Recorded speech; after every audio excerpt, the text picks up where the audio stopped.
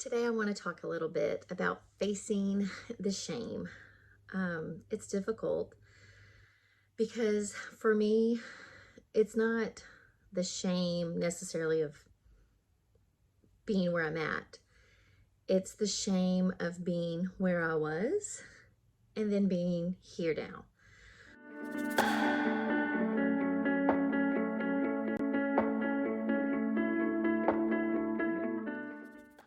It was hard to walk in and to look at myself in the gym mirrors and face the truth that I am nowhere close to where I was. So back in 2018, I had been going to the gym for a while and doing classes here and there as I could, as I was giving birth to 4 kids and raising them, and they're growing. It was really hit or miss, but I did the best I could. In 2018, though, I had made a decision that spring that I was really going to get this together. I had started teaching water aerobics, and our gym was offering beginner CrossFit stuff. And so I really wanted to get into that. And things were going great until I found out I was pregnant. Surprise! And that kind of stopped some things. I get really sick my first trimester. I was in my mid-late 30s at this time. And so I was really overwhelmed with a lot of things. And then I miscarried. And that led into a lot of grief, a lot of stuff. Then I started going back to the gym, getting back into CrossFit again. And then I hurt my knee and couldn't go again for like another month or so. And so it's been this constant process. But I had gotten on a good track for a while. I was eating healthy and I was doing CrossFit 2 to 4 times a week. I was teaching water aerobics twice a week, walking my neighborhood when I could. I was doing really good. And at the time, I thought I was eating very healthy. But come to find out, what I thought was healthy was not really the healthiest for me. I didn't know back then the issues I had with gluten or grains in general. I didn't know that my adrenals were burning out, and that being in my late 30s and approaching 40, I'm 42 now, almost 43, that all the stress from life in general, and even these workouts that I loved so much, I loved these workouts, were putting too much stress on my adrenals. My cortisol has gotten really high, and lots of other things in life were just going on. And while exercise can be a stress reliever, sometimes our bodies don't realize the good that it's doing. It just knows that it's under stress. And because I had all these other crazy life things going on, traumatic things, the year of COVID, my mother's death, things with my kids, it just became too much. I also ended up getting injured again, hurt my lower back, my sacrum messed up for a while, and so I could not do these intensive workouts. And it was around this time that I went to a nurse practitioner who did functional medicine and learned that I needed to cut out all these grains and stuff. And so with cutting out all these grains and with not putting myself through these intense exercises, the weight started melting off. I lost 20 pounds in a month. And I didn't do anything crazy. I just cut out grains from my diet and quit those intense CrossFit workouts. And so it was working great. I was swimming, I was walking, I was doing some good deep stretching, light strength stuff that I could do with my sacrum, and things were going great. But all of that kind of came to a halt when COVID hit, and it just completely derailed me for a long time. I also had to quit teaching my water aerobics class because life with 4 kids got crazy busy. And so I was not being as active. I have not been as active as I need to be. So going to the gym today, I felt a lot of shame because when the people there last saw me, like I said, I was 40 pounds less and I had built some muscle and I was coaching and doing these things, only to be back here now, gained it all back plus a couple pounds. And I wanted to cry. It didn't feel good to be there.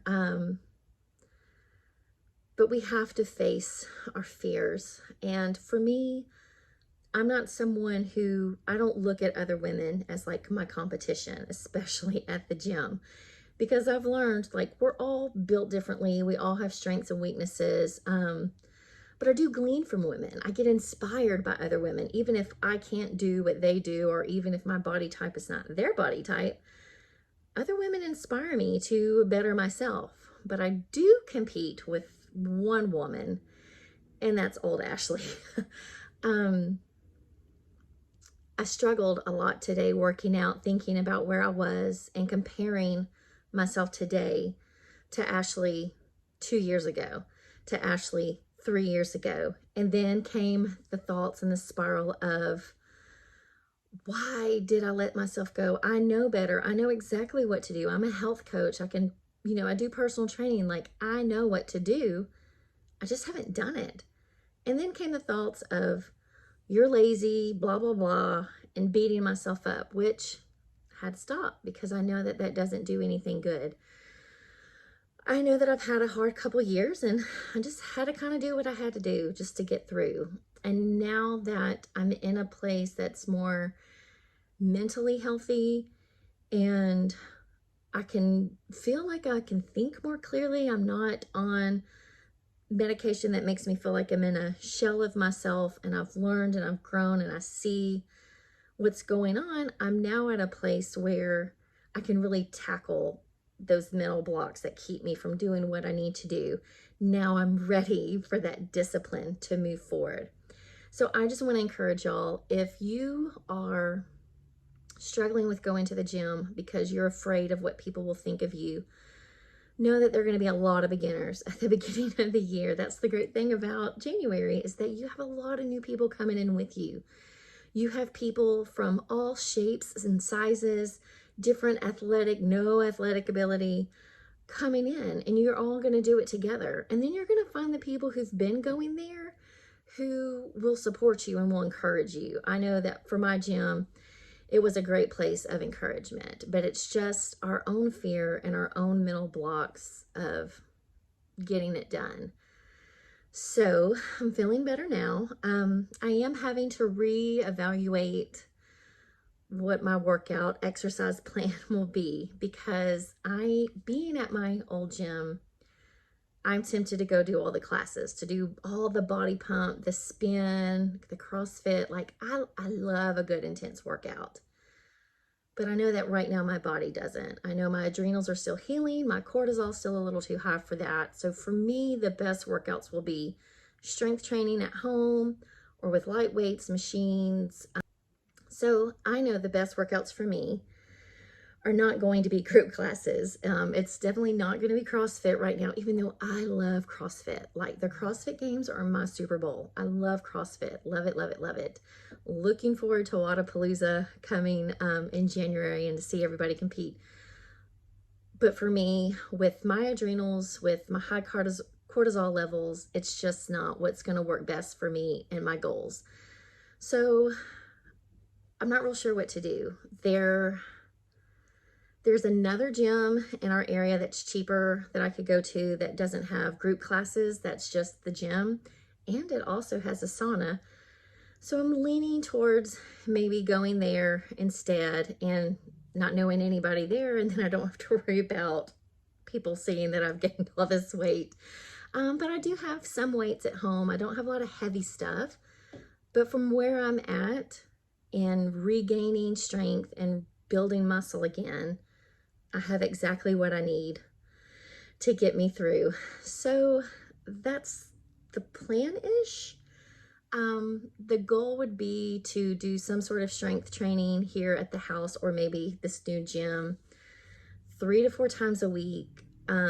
Walking when the weather's great. I live in the South, so we have like a random 70-degree day tomorrow, so I will definitely be getting a walk in then. And body weight exercises, if you're struggling, YouTube is full of great free exercises, from Zumba. There's some Disney workouts you can do, at home Pilates, yoga, at-home strength training with just body weight or bands or light dumbbells. Like, there's so much stuff out there. So that's the goal for me, to do what I can that's best for my body. And I know going to those classes aren't what my body needs right now. I still have a lot of healing to do and hormone balancing that I need to get figured out before I even attempt stuff like that. So I will continue to let you know on this channel how the exercise and fitness portion of my journey is going. I really do want to have some muscles by, I mean, look at this. I used to never be able to see cellulite, and now it's bad. So I will be doing strength training, just on a smaller scale than I'm used to. And the goal is to not beat myself up, because back in the day, I could bench press 120. I deadlifted like 255, I think was my PR. But I'm not there. I'm not that girl anymore.